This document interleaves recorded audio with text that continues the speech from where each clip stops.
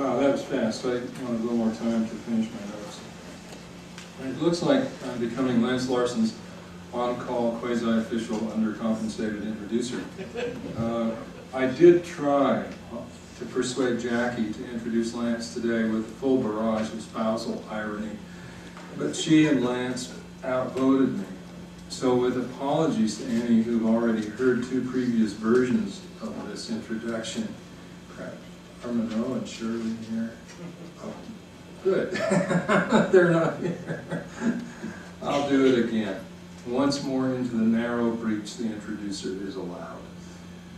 I'm a devotee of the 2-minute intro, but today I'm going to venture the 4 to 5 minute version, hoping for diminishing returns and maybe a long R&R from this task. How do you become a Mormon poet? Becoming either one, a Mormon or a poet, is hard enough by itself, and it's not easy to be sure you are either one in anything more than some nominal sense. But if I were now to advise any would-be poets among my mostly Mormon students, I guess I'd just tell them to do their best at being Mormon. But all those poems from suspiciously public domain anthologies with titles like Especially for Anybody out of mind, and read all the good and difficult poets you can find. The other day I invented the ultimate t-shirt motto that I would actually wear. I don't wear t-shirts with mottos. I will put on a tie on a weekday for Lance Larsen. Got Rilke? I think that's brilliant. I mean, I congratulate myself for that one. And I hope someone in the German department will get to work on that. Well, Cynthia will wear a t-shirt that says Got Rilke. Anyway, read good and difficult poets. Hope that you find some poems at least, if not poets, you can like and learn from, and settle down to some hard, joyous work, learning what can be done in sentences and lines with the American language, or with whatever language you were born into. With the curvatures of its syntax, the dance of its stresses and pauses, the rough music of its consonants and vowels and intonations. As for the Mormonness of your poems, try not to worry about it much, because some of your readers will be eager to let you know when your poems are or not, truly or essentially Mormon, no matter what you write. Don't worry about doctrine much. As Flannery O'Connor said, doctrine won't be what you see when you look at the world, but it will be the light by which you see. If I were trying to be a Mormon poet, I'd mostly, and I don't call myself a poet, I write poems now and then, but I don't call myself a poet. It's my way of avoiding being a nominal poet. I'd mostly try to remember a few things. Absolute truths, I like to think these are, such as God is love, and human beings are moral agents, and the spirit and the body are the soul of man. Bearing in mind the ceaseless toil it is to live a mortal life in the light of such exigent truths. And I try to read and write as whole-souled as I could. I would advise my students to do things sort of like Lance has been doing, to try making poems of whatever belongs to you. You with your own singular history and your time in the mortal body on this earth. To imagine, say, the conception of your father, and then your grandmother's anxious pregnancy. To make a poem about a girl practicing the piano, heard and seen through a window at night. Or a poem about your wife dreaming of babies. Poems about all the unaccountable things never dreamed of in doctrine, but surely a part of one's mortal experience. All one has to work with. Burying a dead cat. A small son's loose tooth bleeding onto the bread he bites. Pre-adolescent girls putting a quarter into the dispenser in their restroom and then burying what was dispensed.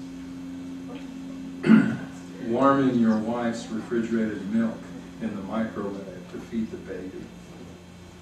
A missionary's first baptismal interview with a convert who confesses a problem muy adentro. Lots of problems muy adentro.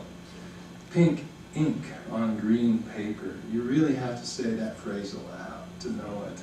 Pink ink on green paper. Go home saying that. Shrubs and flower stalks and cats sliding across ragged lawns, or a pair of lovers on the grass inventing new variations on loneliness. taking a walk with your little boy on the ragged edges of the city, and then he needs to, as we say, go to the bathroom. Thinking also of those much cattle in the city of Nineveh that the sulking prophet Jonah didn't want to think about. Eating a peach, which Prufrock wasn't sure he dared to do. The way your father used to sleep, flat on his back, pillow over his face, as if night were a burial. Wondering, isn't the body a tangled garden no one can leave? Falling each morning into the same frightened breath. Who indeed can parse God? But a poet can still write sentences and lines about a lot of things any child of God comes to know of growing up in this world. Like the list of things a boy in one of Lance's poems saved in his nest up in a tree. Mantis legs, cat fur, porcupine quills tied with twine, cicada husk, dried fish tail, rabbit skull, snake skin, wisdom teeth. Poems you could write, poems that recall when goodness was supposed to seem as simple as turning down a smoke. Or at least not much more complicated than throwing papers on porches, 52 per day, and judging when best to collect from whom, 3.5 cents per paper per day. All this and so much more that especially is in this new book I didn't have time to read through. Bought it 2 days ago. All this is the work of carrying out what you, if you are trying to be a poet, what you've come to know is your errand tongue, to know the exact savor of the world's flesh, then to translate beyond it. Join me in welcoming Lance Larsen.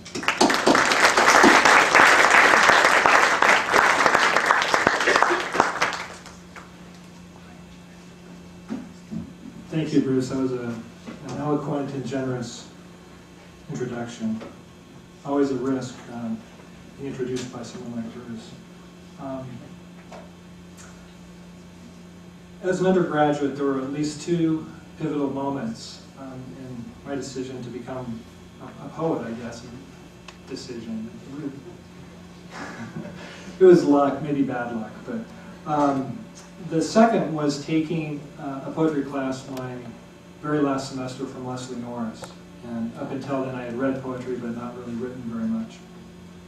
But the first pivotal moment was when I was a sophomore and I took an English 218 art class from Bruce Jorgensen. And up until then I had not read widely or carefully or within the canon. I had no sense of a tradition, just knew that I liked to write. And that class was illuminating for a number of reasons. I was introduced to writers that I'd never heard of, including James Joyce, Flannery O'Connor as well. In fact, Bruce inspired me to buy my first paperback of contemporary fiction, a work by Raymond Carver called, which one was it, what we talk about when we talk about love. A remarkable book. I was still in the mode of thinking that books were a drain on one's personal economy instead of the highest form of consumer therapy, which they very soon became for me. In any case, he was, I said recently in an article, he was a demanding taskmaster, but he was also a very generous reader and a Beatrice of sorts, a very able guy. The first poem that I'm going to read is the first poem of this second book, titled Short Allegory with Mirrors. If I goggled my hands around my eyes just right and pressed my face straight into that wall of kindergarten mirrors, like Narcissus trying to enter his own stillness, I found not a silver river, but an observation room. Inside that delicious dark, a trinity of co-eds was taking notes about me. Did I share properly? Were my wrists wired to wild birds? What parables of sadness flew from my mouth? They had girl adult bodies, those watchers, and shook their beautiful heads, no and no, then pointed me with their chewed pencils back into the lying sunlight of this world.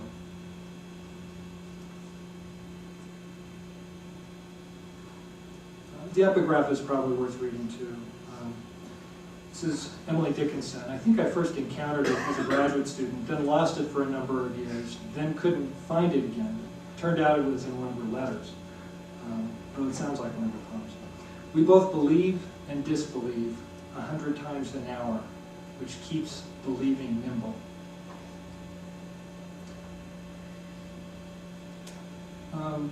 I liked one of the things that Professor Jorgensen mentioned about truths. And so I guess one of them that, can't remember exactly how he put it, the soul is the spirit and body together, something like that, which is from the DNC. I think of these poems really, at some level, as an ongoing meditation on mortality. I think it was Miłosz who called writers secretaries of the ineffable. I'm not positive about it, but it seems as if it was Miłosz. So let me read a poem which takes up that task of meditating somewhat overtly. Every poet eventually writes an Eden poem, a creation poem. This is my second, so I'm over my quota already. But it's the first one in this book, so I guess that's okay. This world, not the next. True, God dreamed our first parents out of a chaos of firmament and longing. And true, he pled with them to return to a savory forever of his making.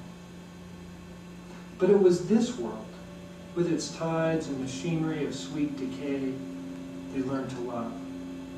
He touched their hair, then covered their sleeping mouths with his, and declared breath holy, but forced them to draw another and another. He commanded that they eat not of that dazzling tree of paw and penumbra, but knew its fruit would eat it then. And when it did, and when they fell into knowing, God folded the garden and hid it deep inside the woman, but commanded the man to tend it. And in due season the man Eved, and the woman Adam'd back. And the song of radiance they keened was pure darkness by morning. And God blessed their bounty to be infinite, but left them 10 crooked fingers to count them, and buried his echo inside their bodies, a delicious lapping that answered yes and yes to a question neither could recall.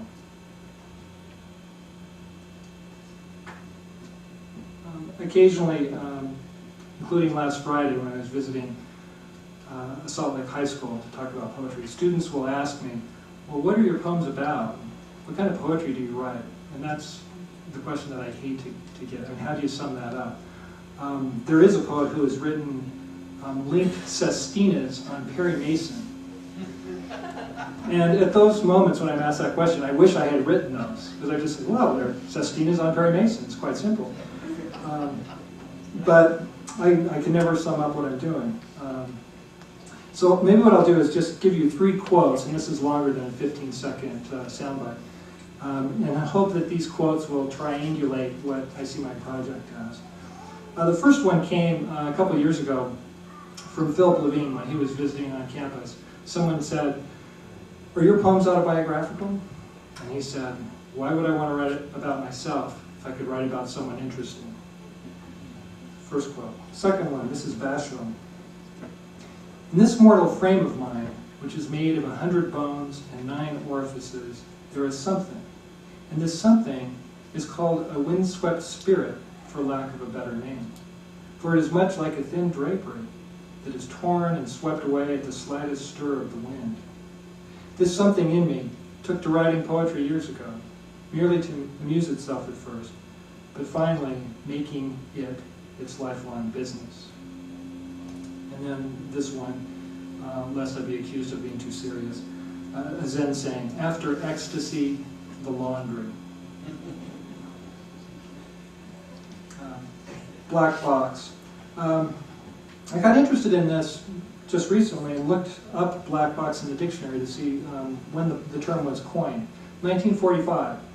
And I have in mind not the mechanism that's placed in the cockpit to record final conversations and instrumentation as a plane goes down, but an instrument, something made out of something electronic, which is fairly complex, and carries out some sort of secret and mysterious procedure.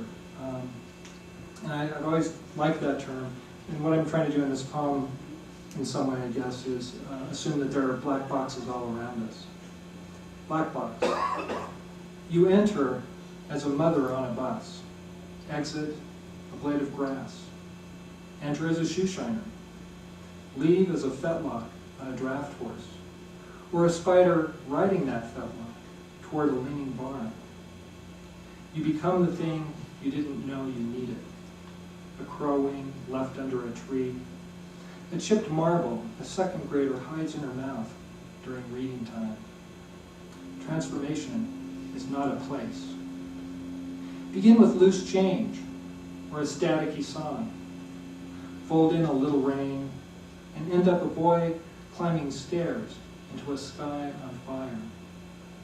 Or a woman surprised by the smallness of her body.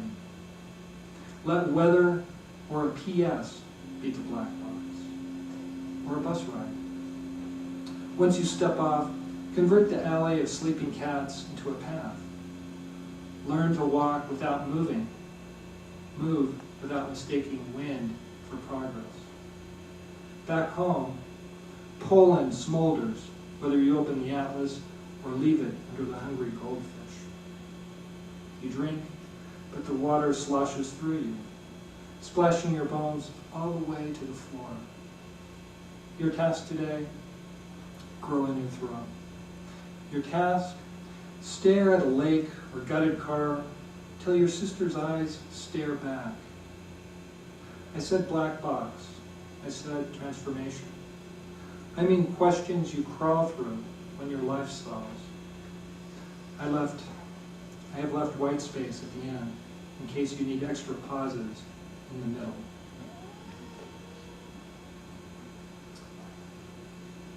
A couple weeks ago, Brian Doyle read here. He's someone else that I wouldn't want to follow. I liked one observation that he made, or I liked several, but I'd like to comment on one. He said that in writing some of his books, he feels not as if he's writing, but that he's eavesdropping, that he's just writing down what is already there. And I like that very much. Recently, my daughter said, and my kids know what it means when I run for a white index card. It means they're going to be immortalized either in a poem or journal entry. But my daughter said, hiccups make your birthday come faster. Yeah, I'm sure that's true. I wrote that one down.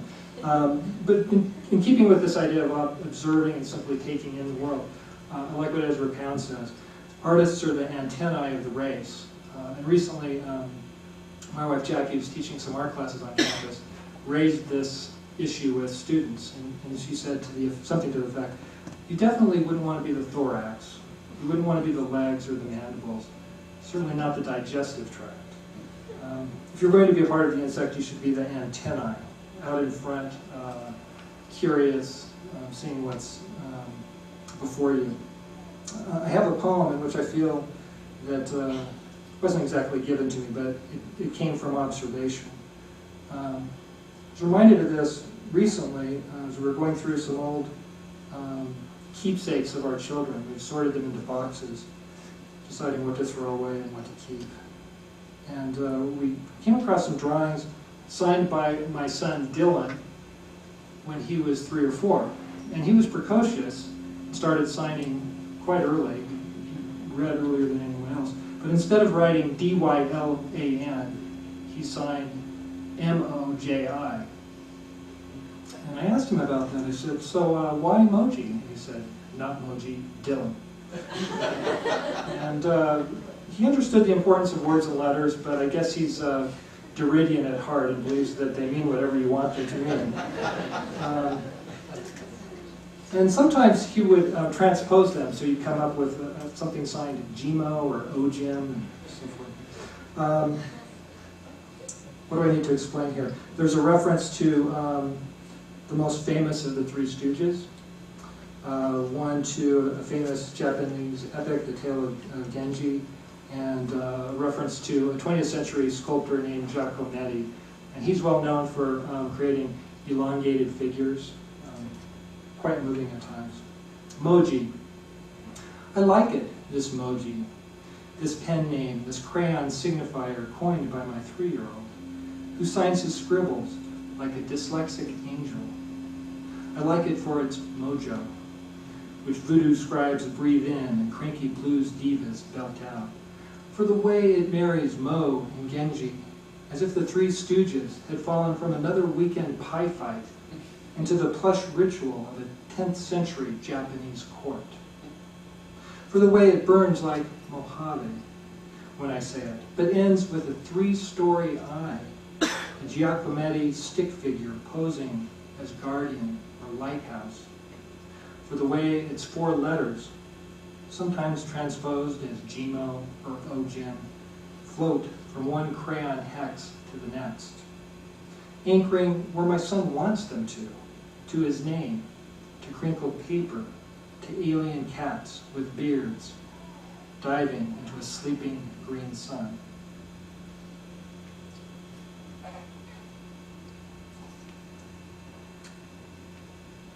I think some of the best noticers in the world are those who keep a journal.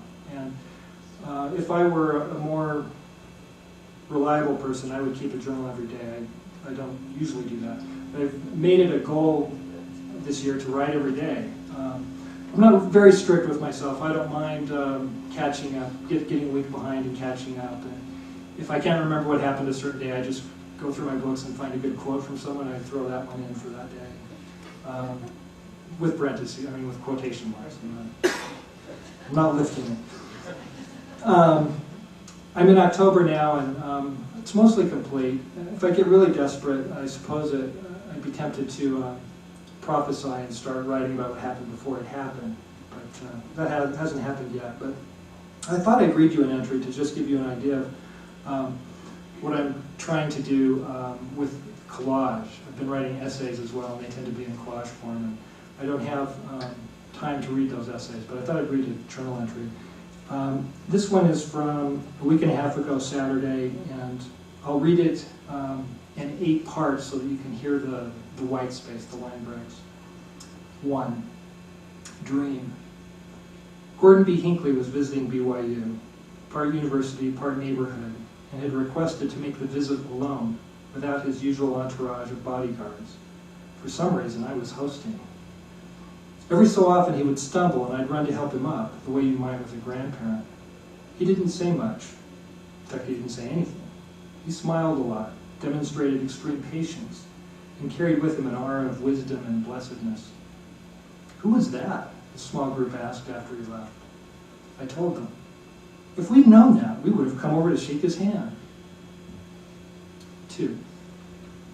Tessa. And I should explain here, Tessa is 7, Brooke is 12, Dylan is 9. Tessa, in her jammies, on my lap, on the porch, a smiling jack-o'-lantern beside her, a gap in her mouth, a recently plucked baby tooth clutched in her hand. I wish Mommy was here. 3. Brooke Day. Ran 3 miles with her, baptized and confirmed her 5 times. Dined her at Cafe Rio, treated her to gelato at Scoops. 4. Forgot to drop off Jackie's painting at the Springville Museum of Art. 5. From yesterday's Wall Street Journal, reporting on a book recently published by Harvard. People who believe they have been abducted by aliens are from all walks of life and socioeconomic backgrounds. Creative, highly susceptible to suggestion, they demonstrate a profound weakness in scientific thinking. In many cases, abduction stories tend to function in the lives of abductees as religion. It focuses and gives purpose to their activities, which sometimes include fathering alien children they will never meet. 6. Called the Springville Museum of Art an hour after closing and begged insanity. Bring it right down, they said, which I did. 7. Dylan.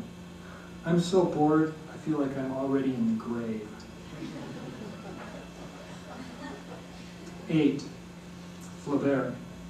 Writing is a dog's life, but the only one worth living.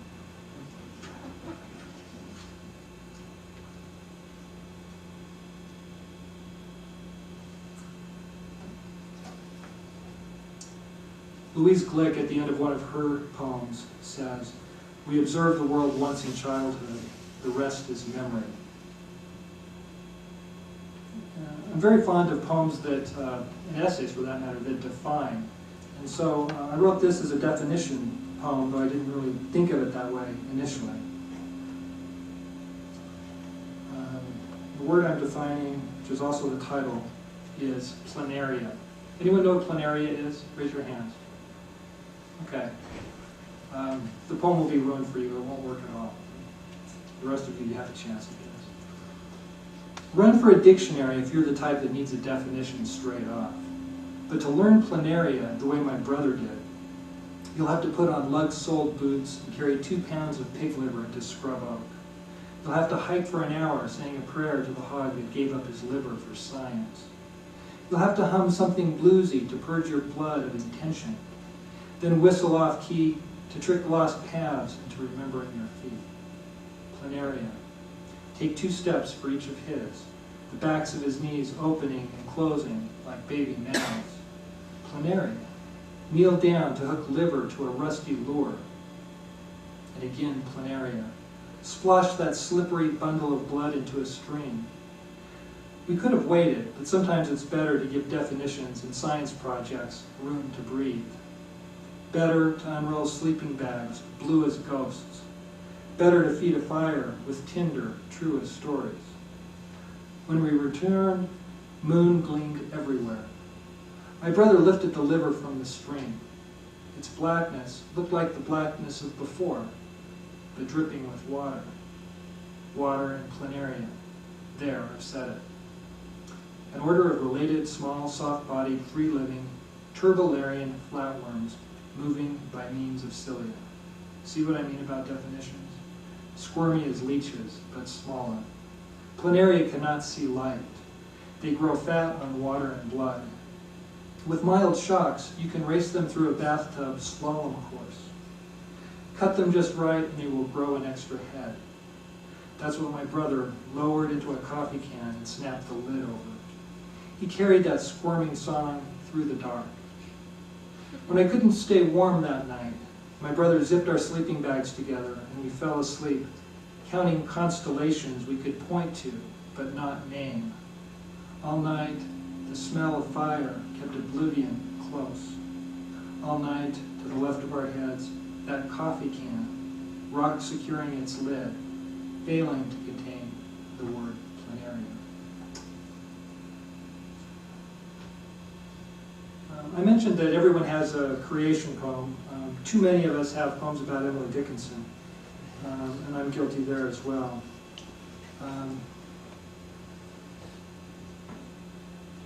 I remember during a lecture at one point trying to explain the importance of the hymnal stanza to her poetry. If you'll recall from your English 251 class, the hymnal stanza has a rhyme scheme of A, B, or sometimes A, B, C, B.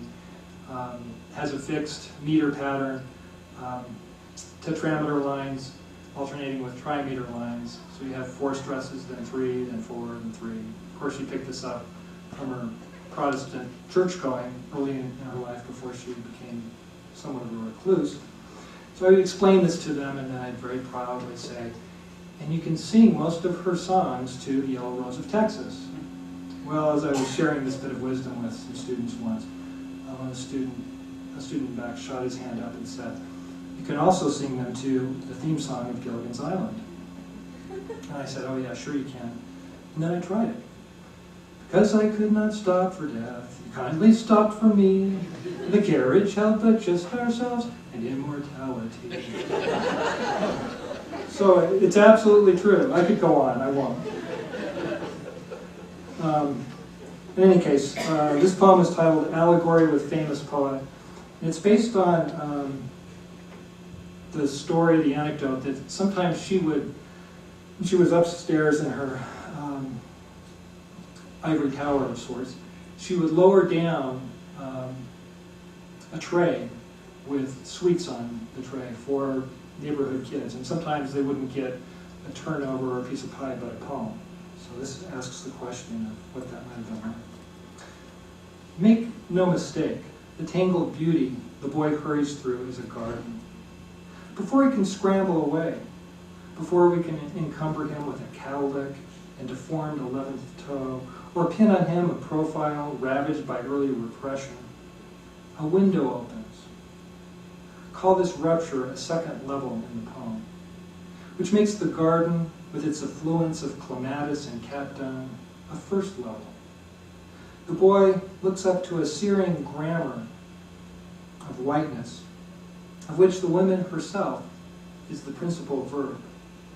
She lowers a bowl and silver tray, the whole contraption of knots and twine spinning crazily, like a chivalrous plot. But who can say who is rescuing whom? If we call this Amherst, 1851, and if we name the benefactress Emily, the boy's predicament remains unchanged. Wish for a piece of gingerbread or a quatrain? I'm trying to keep erotics out of this. I'm trying not to play the part of the idling boy. But there's that constellation of whiteness hanging above, birds jabbering in flight, and a gilt tray, like Jacob's ladder, begging to serve as commerce between. Does Emily request a daylily? Does the boy instead sit on the tray and lift his arms, thus asking to be taken up? Is rapture a way to descend without condescending? Walking home, the boy has no words for the world's dissolving in his mouth, or in our mouths, if we have read with our bodies. When he looks back, a dark window flashes questions he asks by not asking. Whiteness is only sometimes a color.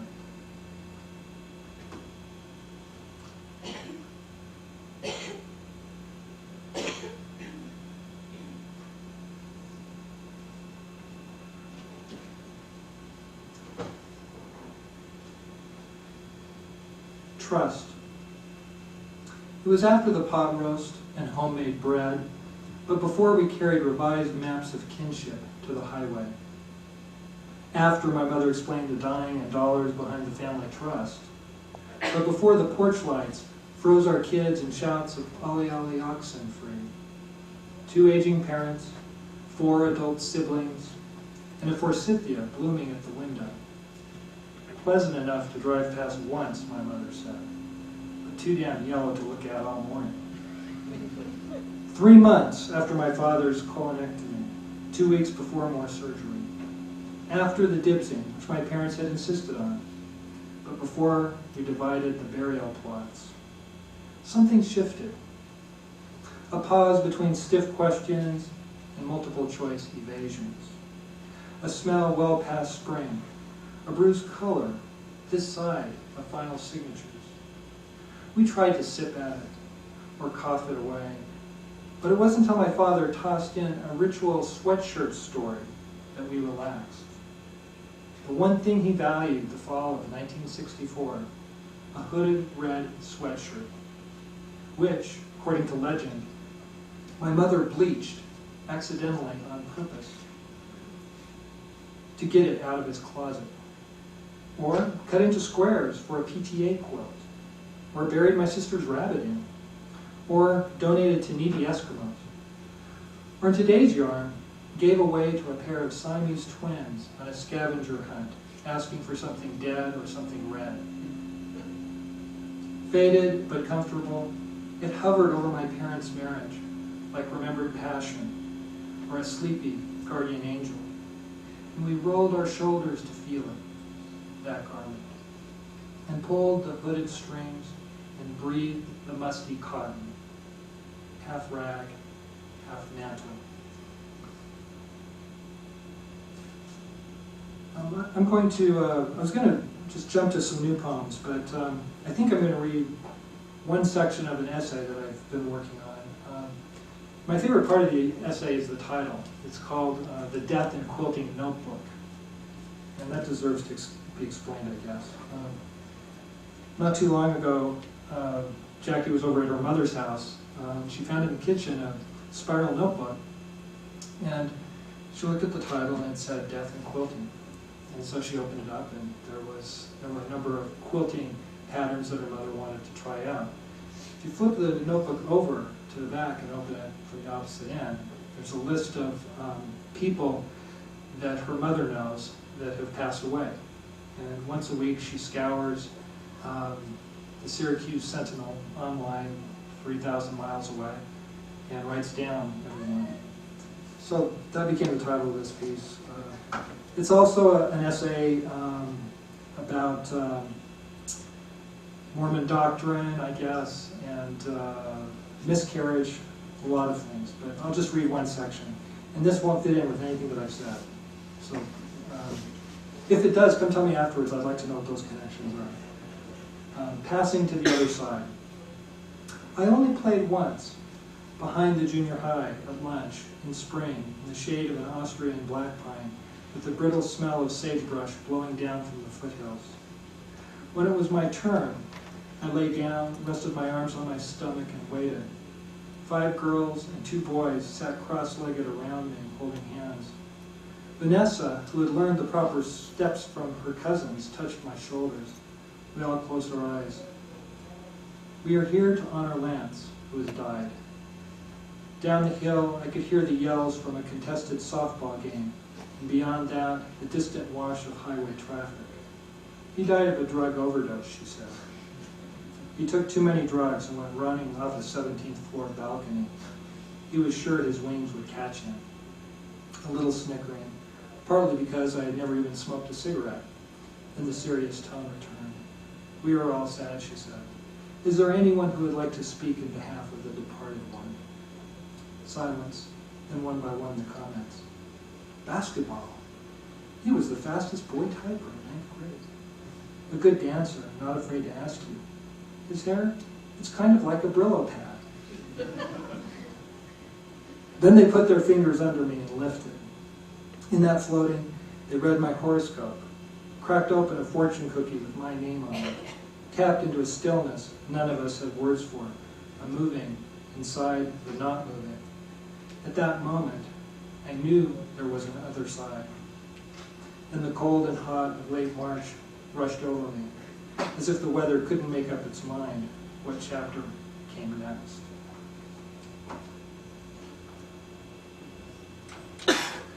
Okay, I'm going to read some new poems.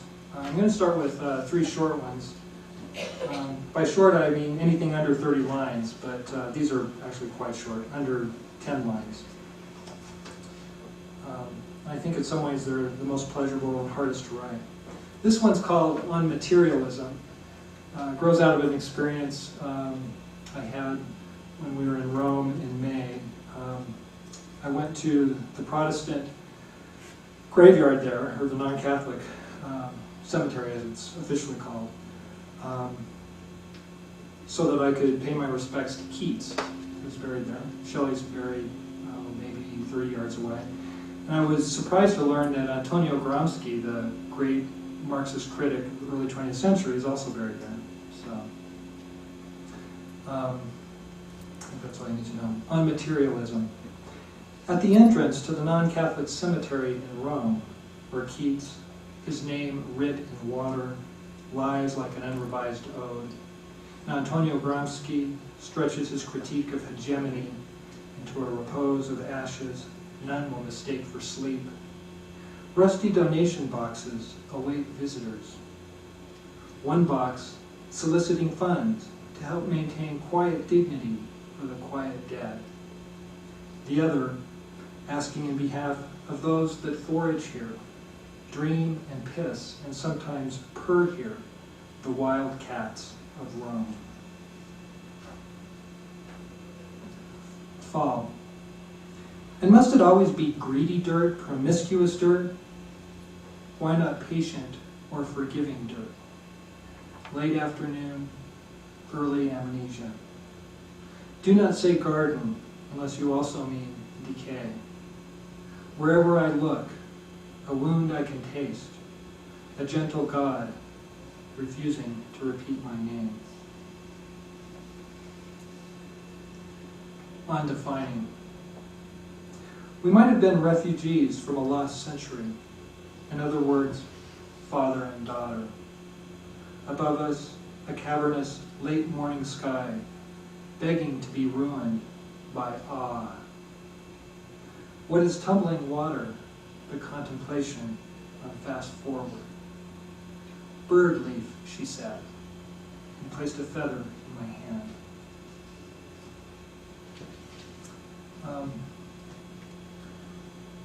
A number of years ago, I ran into this quote, which I believe is perhaps the most insightful definition of revision that I've come across. Samuel Beckett. He says this: try again, fail better. I thought, it makes sense as revision, but if you were to isolate it or provide a different context, it could take on other kinds of meanings. So that's what I try to do in this poem. On a line by Samuel Beckett.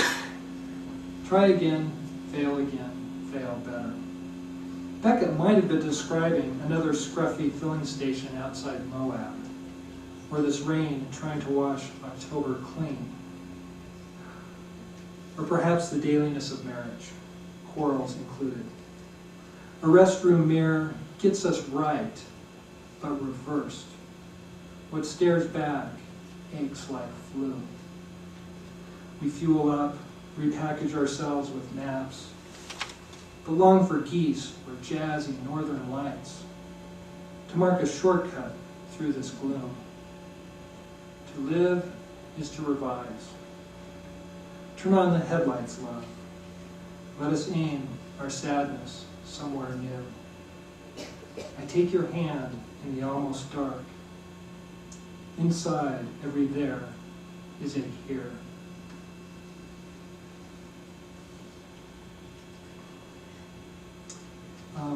The daughter whom I referred to earlier, who said that hiccups make your birthday come faster, figures in the conclusion of this poem as well.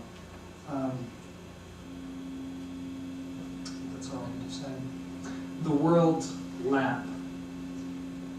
The spirit keeps wanting to float off into Italian frescoes, dissolve into acacias, fall lightly like dust into the Indian Ocean. Meanwhile, the body, tired mule, pushes the grocery cart through perishables. The math is simple. Spirit plus body equals a sadness machine. Subtract either spirit or body, and you're left with a story problem for actuaries.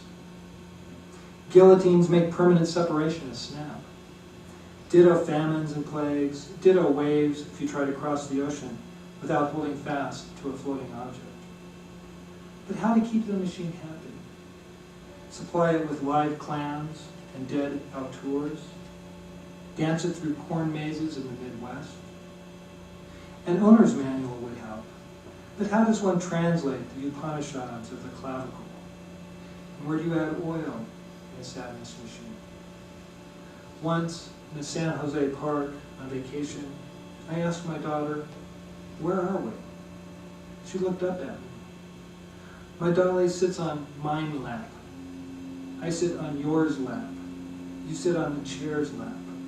The chair sits on the world's lap. There are a million ways to say California. Only a few promise rest.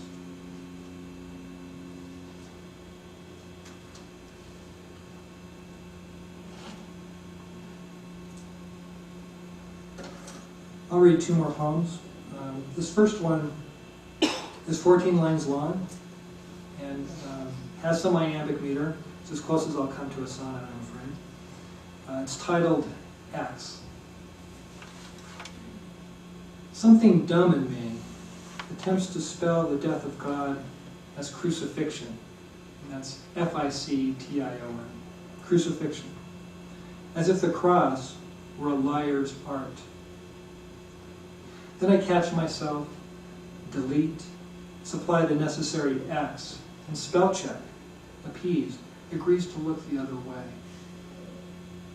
X stands tall, crossed arms that multiply what they touch. A mystery, a quality unnamed like love or death. No, love in death. Also place, treasures buried deep. But for whom? Some days I half envy my greedy cat, sleeping off this world, an infidel whose purrs and thirst and ruddy mewings sing. Of what? Ditto my life. Let me try again. I'll write his death by hand, till shame makes prayers of what boils in my blood. I'll hum. X. 2 nails. A sign for those without a name. A kiss to be redeemed. A sideways cross, searching for a God. This last poem is a poem in sections, I guess. One of the early poems in my book is titled Platonic, so it's appropriate, which I didn't read, it's appropriate that I end with Socratic. Some of you will feel the, I guess, maybe some of your professors use this technique, just drilling you with questions. Socratic. What did he die of? Of quaffing the hemlock, of the hemlock taking its sweet time to sip at him. The slow cold erased his feet and calves, then climbed, a pond freezing from the edges in, till only Socrates' heart remained, squeezing closed like a frozen fist. What did he die of? Not enough tears and too many. He sent away his children, then the women of his house, because they loved with weakness, with flesh more than mind, kitchen more than cosmos, with breasts and tear ducts and sunlight and labors, which left Socrates with sturdy philosophical men to mourn him, who in the end wept exactly and not at all like women. What did he die of? In his last request of Crito, he asked that a chicken be sacrificed to Asclepius, god of medicine and healing. Shall we call this piety? A chicken that should have been dressed with coriander and cumin, roasted over a fire, then portioned among jesting friends. By the time that chicken met its fate, Socrates was already cold, healed forever of this earth. What did he die of? He failed to bribe the guard or dig a secret tunnel, nor did he climb down a rope ladder into the waiting arms of darkness, or whistle for an escape horse, a beautiful speckled gray that recognized the waft of musky wisdom at 50 paces. What did he die of? Of that which resists categories, of the tangential and irrational, of armchair fabulists like me wrestling with death, but remembering a pigtailed girl with Down syndrome who petted my hand on the bus one day. Is your wife pretty? Do you love her? What color is her hair? Being interrogated by a sibyl. Red, I finally told her. Meaning, yes, she is pretty. Meaning, yes, I love her. Meaning, not red, but a chestnutty, alive color like windstorms, as coppery as it was curly, till her hair darkened during pregnancy, and a shade I can't name vanished from the earth. Red. What did he die of? Perhaps he loved the idea of Athens too much, and the city-state of his own body not enough. I mean Plato's ideal forms. Not the squawky, sacrificial chicken Crito toted from the market, a live debt, but a forever chicken Socrates carried behind his eyes. The way the idea of hair lets me mourn electric colors that once fanned a pillow. I also mean clouds, starfish, well water, terns, home. I mean country. For me, hair. For Socrates, some emblem of this world he left unmentioned. What did he die of? Winter in his veins, excess courage, failure to escape, not enough crying, the good life, irony, a pigtailed girl on a bus, truths we yoke our lives to, The color of infinity, I buried my face in. Logical premises. A pond freezing from the edges in. Conspiring men. Too many answers. Questions the dead pose the living. The world ringing like a mad telephone we pick up every second and hold to our starving ear. Thanks.